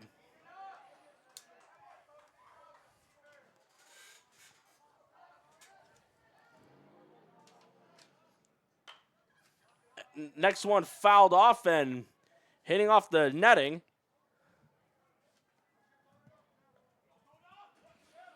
So I beg your pardon, the count's actually okay, it is 1-2. It was just delayed from the board from where I was looking. Your producer got it quicker, though. As it's now even at 2-2.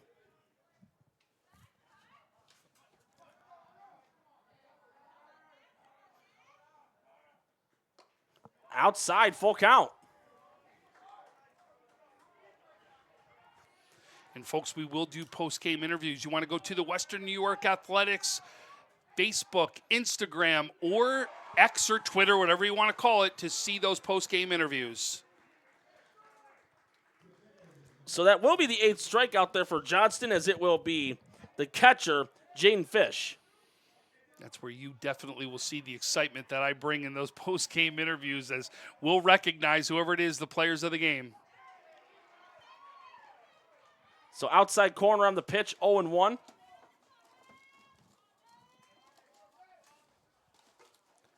Now an inside, 1-1.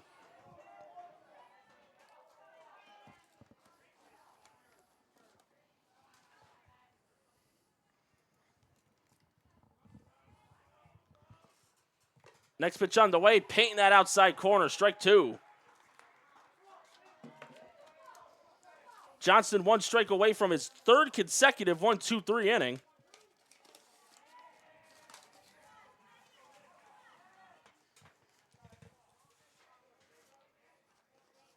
And here's the pitch.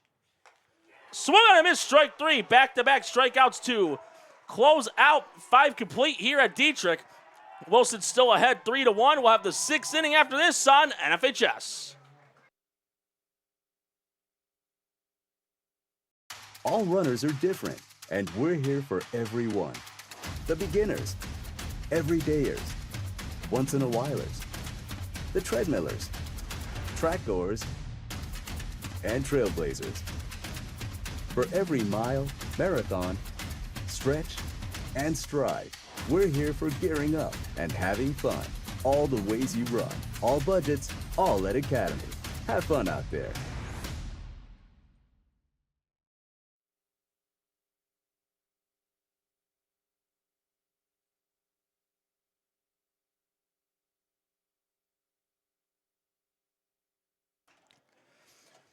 Top of the 6th about to start here, and it's going to be the end of the day for Herman, as there's a new pitcher out there for Gowanda. It's going to be Carter Capozzi, who was in as a shortstop and now gets transitioned over to the rubber. Yeah, Carter's the other top pitcher here in Gowanda. Let's give you his stats so far in the season also.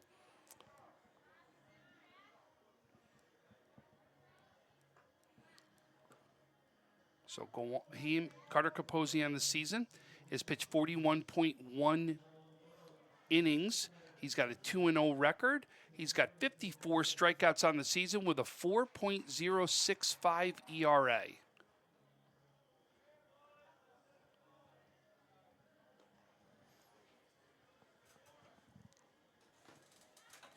And it will be Duro, Wilson, and Sidoti that are due up for the Lakemen here in the top of the 6th. And so far, looking at the stat line, it's almost like a chorus line. 3 runs, 2 hits, 2 errors for Wilson. 1 run, 2 hits, 1 error for Gowanda.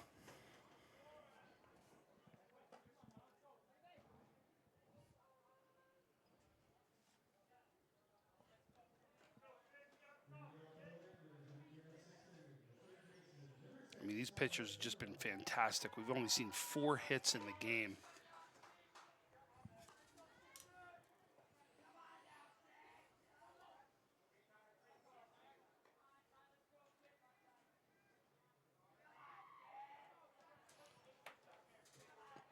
So a quick conference on the mound, and Capozzi getting ready to get an inning of work here. Yeah, and Capozzi and Herman just switched.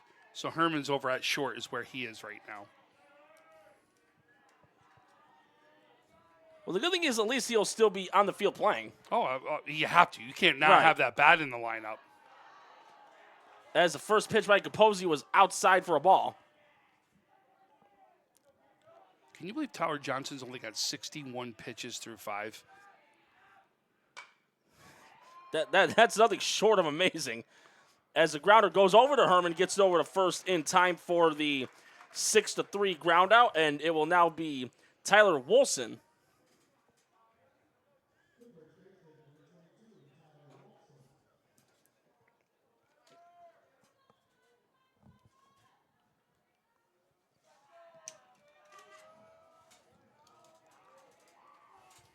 You'll have to pop the ball off that.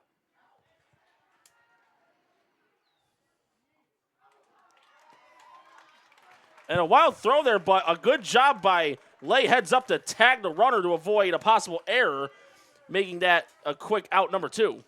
That's very smart play, right? You knew you had the tag right there, so you come off the base to get the ball to make that tag. That's a very good play by Lay right there. So now it'll be Sidoti as the next pitch by Capozzi. Fouled off.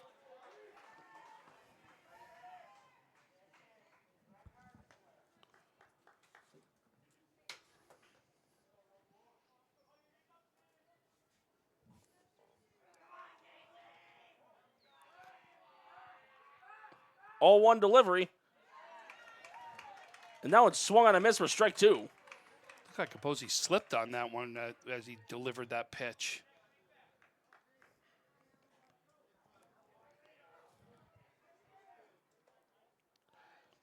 Capozzi looking for a 1-2-3 inning.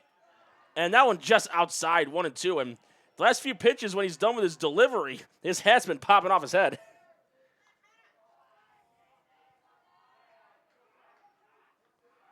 1-2. And that's going to drop in to left field for a base hit. So just the third hit of the game for Wilson, the 5th total by both teams combined. And it's going to bring up Aiden Flynn, the right fielder.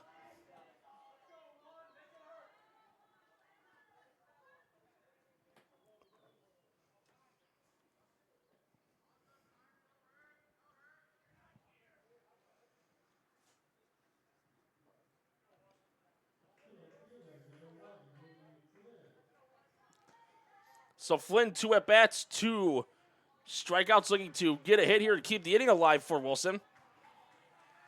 As Capozzi checks Sidoti at first. On foul ball. Went from bat to the tip of the glove.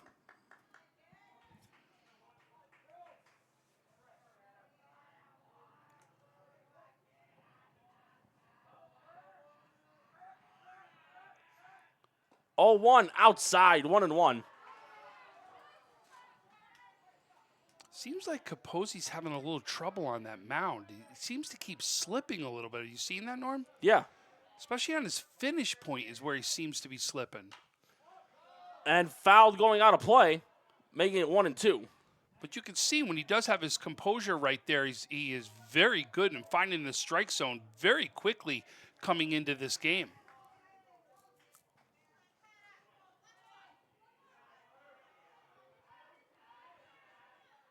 So 1-2 count, 2 outs, Sidoti at first. And another foul ball by Flynn.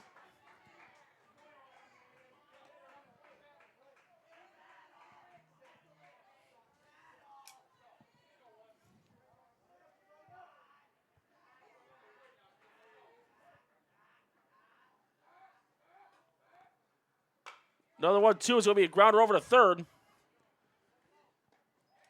And throw to first in time, and Lay nearly got his foot completely off the bag, but he was able to keep the front of the foot on it. So that's going to be 5.5 complete here at Dietrich. Score still 3-1 in favor of Wilson. We'll have the bottom of the 6th momentarily after this on NFHS.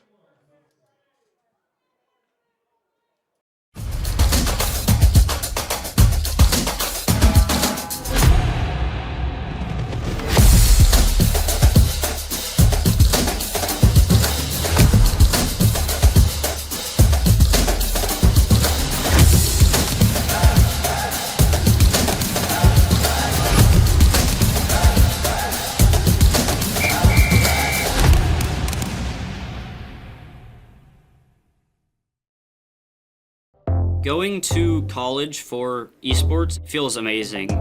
Growing up, it's something I never thought would happen. My family never thought it would happen. And then within 2.5 years, here I am. He's actually a madman whenever it comes to playing on the sticks. You know, he's going to be the first one that pursues this into an academic career. Me getting an esports scholarship could show other students that it's possible for them too, as long as they put their mind to it and put some effort into it.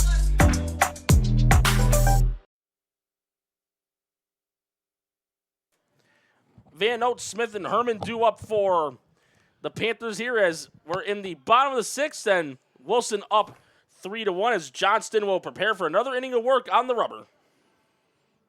Folks, we knew this was going to be. We said this was going to be a very well-pitched game by both teams. We've seen that. I mean, obviously, with 3 hits for Wilson, only 2 hits for Gowanda, we've seen exactly that. And we've been a part of watching in this one 20 different strikeouts. As Van Note fouls off the first one.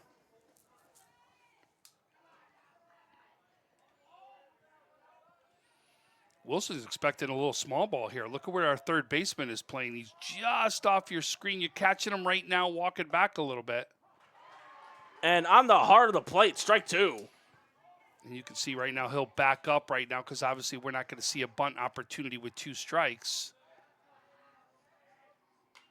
And fouled off. And for those of you who that may not be, big baseball fans or understand it, the reason why you won't see that, because if they bunt it and it goes foul, it's an out then. That's why you don't see bunting on 2 strikes. And caught looking strike 3. So that's going to put Johnston in double figures now for strikeouts. That's his 10th. And with that, we're back to the top with Braden Smith. Now, flip it. Remember we talked about the inning where they scored, where it said what Wilson needed to do was flip that lineup. Yeah. Well, that's what Gowanda needs to do now. They need to flip that lineup and see if they can make things happen right here with their top 4 batters. As the pitch is a ball.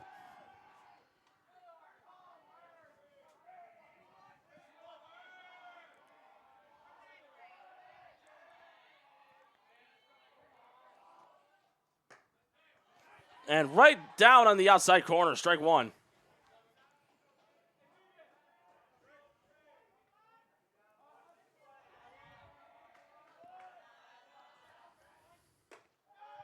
That one up and in, ball 2. Did you know earlier this season that Tyler Johnson threw a perfect game? I believe I got told something about that, yeah. Yeah, he threw a perfect game earlier this season.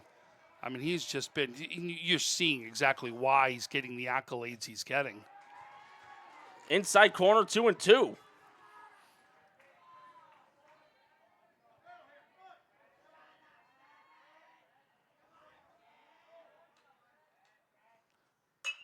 And going into shallow center for a base hit.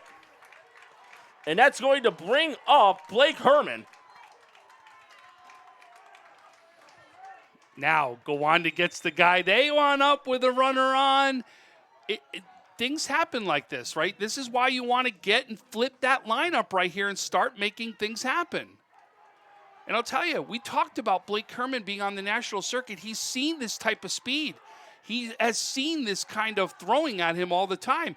This is a kid that could put one into the gaps at any time. And we've talked about it on air and off air. This kid's hit home runs at this stadium already before. Oh, yeah, for sure. Now, I'll say it again. I'll forever remember that one he had during the Babe Ruth World Series last year. It actually went over the top of the logistics sign. Yeah, that's crazy. I mean, that's a 340 shot just to get to that point of the ballpark. Never mind then to get over the trajectory of the wall right there because of how high it is. That's got to be a 360 shot to hit it out of there. And foul tipped. That right there was power on power on that pitch.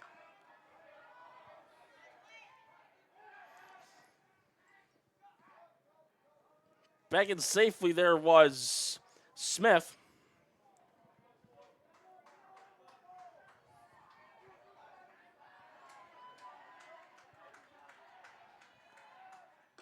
Oh, 1 outside, 1-1.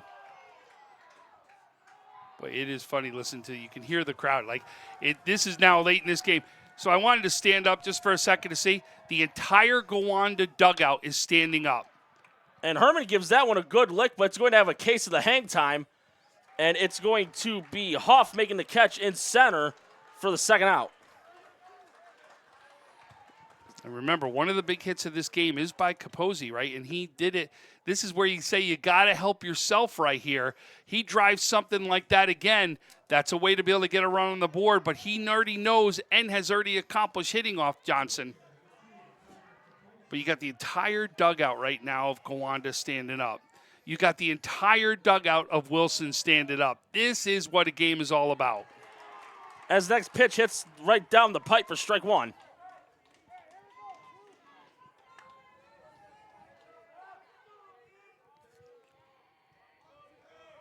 Runner's going. Here's the throw over to second. And not in time. Safe there on the steal is Smith. And this is something I've said before in past baseball games I broadcasted. Usually that leadoff guy, he's the one that's known for those fast wheels. Oh, that's the reason why he's on there. He's on there for two reasons. One, he gets on base. He does it either with an on-base percentage between walks, he finds a way to get on, or because he can hit himself on. And then that speed is another reason. And fouled over the top of the press box. Speed kills. It really does, because it is an advantage that really can take a game and turn it into a totally different direction just based upon what you did on the base paths.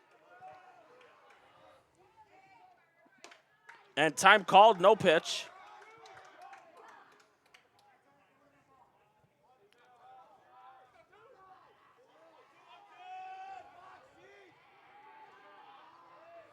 Next one by Johnston. Caught looking on the outside corner, strike three.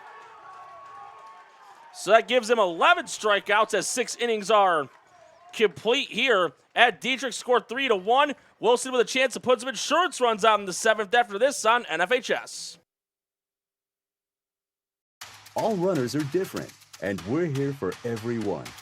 The beginners, everydayers, once-in-a-whilers, the treadmillers, track goers, and trailblazers. For every mile, marathon, stretch, and stride, we're here for gearing up and having fun. All the ways you run, all budgets, all at Academy. Have fun out there. I just wanted to take a minute to thank you for all that you do officiating high school football. What you do matters, and what you do is important for our student athletes. Without you and what you do, it's just practice. I know you've worked hard in your preparation this offseason, and now it's game time. Go out there and call them like you see them. Embrace the grind. And the biggest thing of all is to have fun. Please stay safe, have a great season, and we'll all be watching.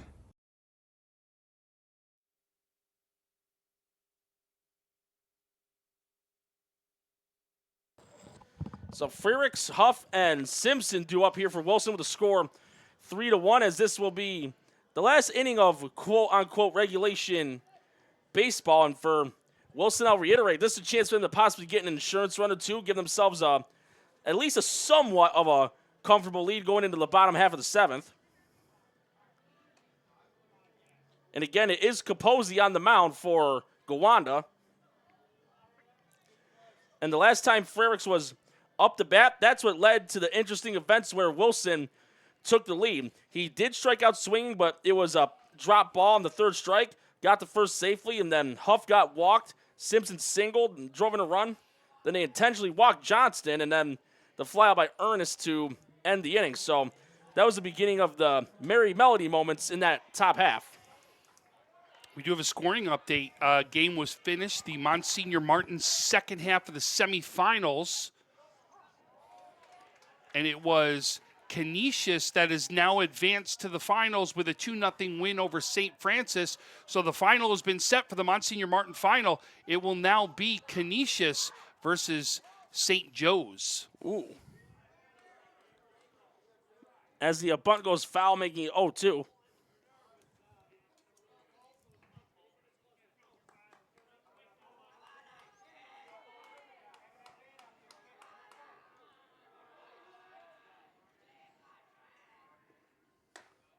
And outside, 1-2.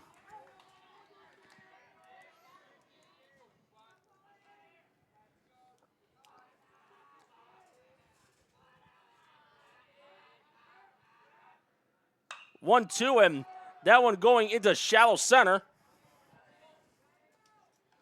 And making the catch there is Smith for the first out. And with that, we're back to the top with Huff.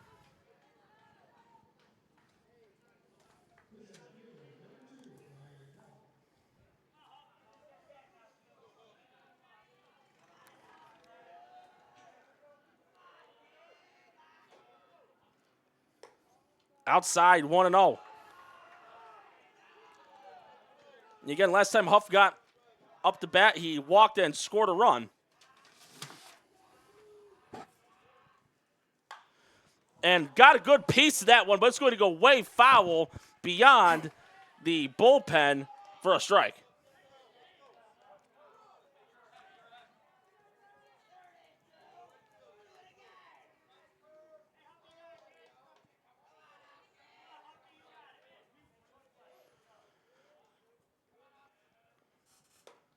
Outside corner, 1-2.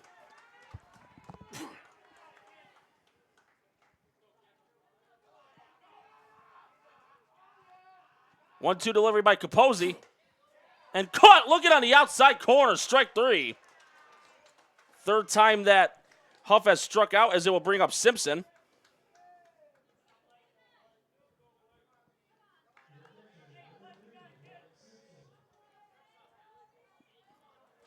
Simpson 1 for 3 on the day with a single. And swung on and missed. And Simpson, that was the big single that started everything, that got the first RBI right there. Up and out ball, making the count 1-1.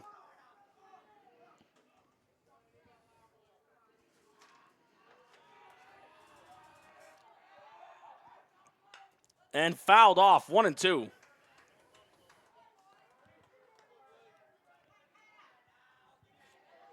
Johnson coming in 77 pitches into this last inning is where he's at. Man, under 13 a pop. And that one low and out, but a nice catch behind the dish by Fish. And remember, he's allowed 125. Yeah. And he's only at 77 right now.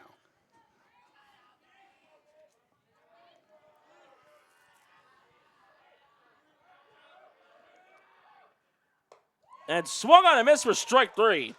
So 1-2-3 inning for Capozzi. And last up's coming up for Gowanda in just a moment with the score 3-1. Stick around for the conclusion on NFHS.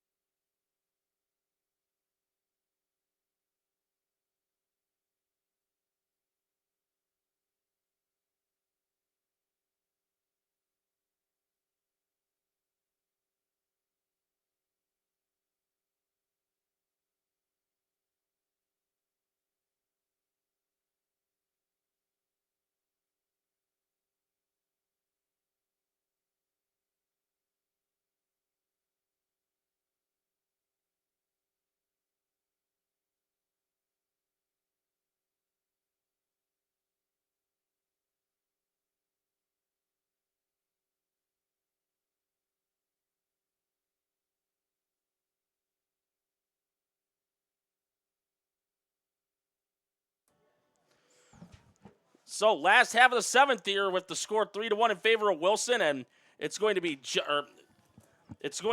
due up Lay, Geiger, and Ruff. And I don't know, we got it on camera right as we come back. You saw Tyler Johnson sit down. You can see he was absolutely gathering his thoughts right there off the mound, came off, looked up into the sky, pointed up, and now said, I'm ready to go here for the bottom of the seventh as he's trying to now clinch a Class C championship. Like I said, folks, look out for our post-game interviews after this one.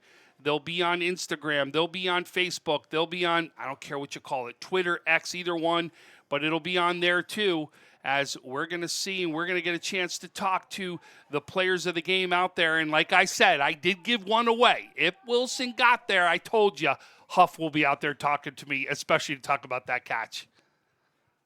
I love this. Look at this right now.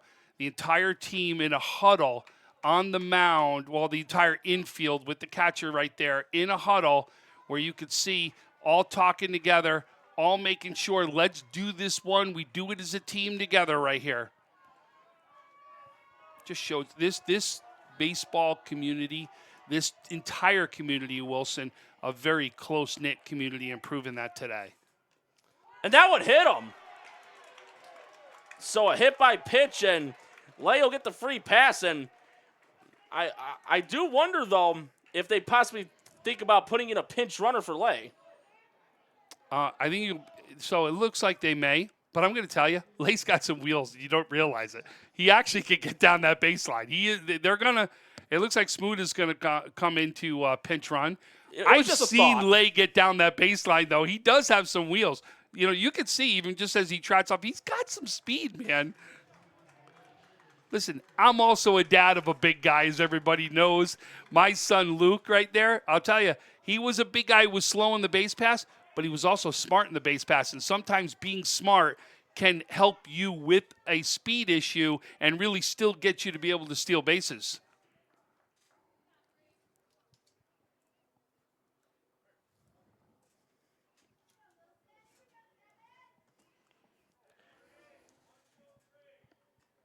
So it's going to be Geiger coming up the bat.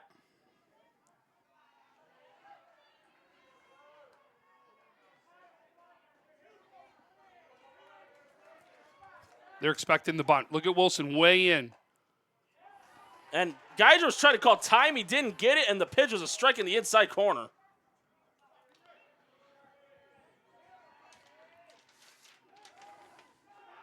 And Smuda just gets back on the bag. Look at Dureau. He's all the way in deep on the grass. He's expecting the bunt right here. And I know that last throw over there looked like it was closer, but you could see his arm gets way in. And when the tag's on the backside, the arm's going to get back there. Outside corner, strike two. So that's now taking away that bunt right here. I'm surprised Dureau doesn't move back a little bit. And this one going into right. And bringing it down there is Flynn. And Smuda gets back over to first. It's going to bring up Logan Ruff.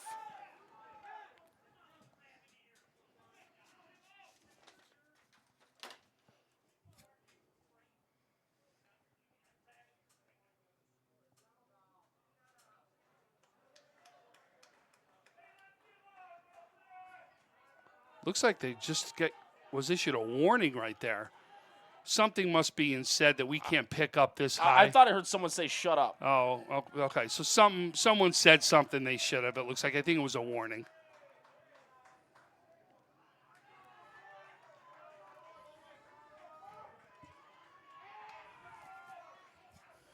So Ruff 1 for 2 with a single, and he's also responsible for the only run scored for Gowanda so far. Outside, 1 and 2, excuse me.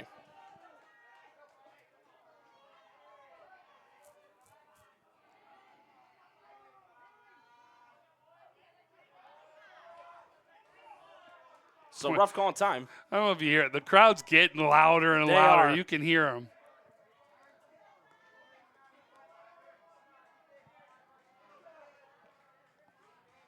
It's actually, yeah, this is a new count. They didn't take it on the board. I think that's where the confusion came in for both of us. Yeah, so it got corrected. It's 1-0.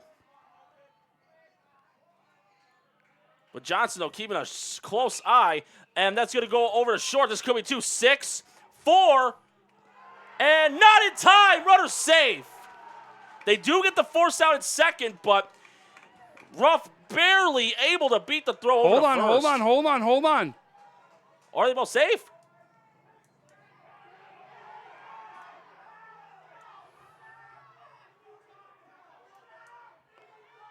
And some confusion going on. did they call the runner at second safe? That's what I'm thinking. No, okay, because he was staying out there. That was the confusion. Because I thought they had him out on the force on the 6-4.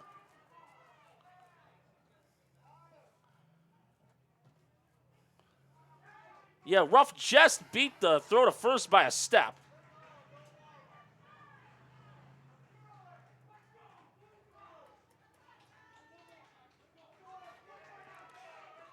Irregardless, though, Gowanda down to their last out, and it's going to be Drew Cota, the DH. Okay, got a little confusing right there. And I think the confusion over there at first base was they thought the runner came off the bag. He went into foul territory is what happened. He can stay off the bag, and they tried tagging him thinking there was something wrong. And fouled off, strike one.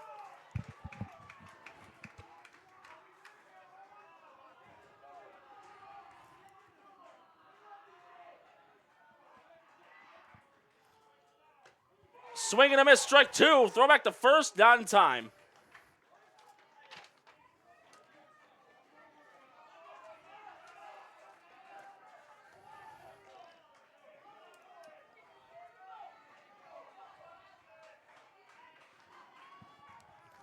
And time, no pitch. Boy. The player's getting restless. Well, it's everybody is. You can hear it. It's the fans. It's the player right now. You can see I keep seeing Blues out there saying, calm down, calm down. Swung on and miss, strike three. And Wilson does Section 6 Class C champions with a 3-1 victory. And Johnston pitching a beauty there, finishing it off the way that he has been known for throughout his high school career via a strikeout. Unbelievable matchup. This is what we expected when we came down here. We got exactly that right there, folks. We got the pitcher's duel. We got the great game. We got now a new Class C champion in Wilson. I'll say that was well advertised, and you were predicting 1 or 2-0, possibly 3-1. That's also in that range too. So I would definitely say way more than close enough. Yeah, absolutely.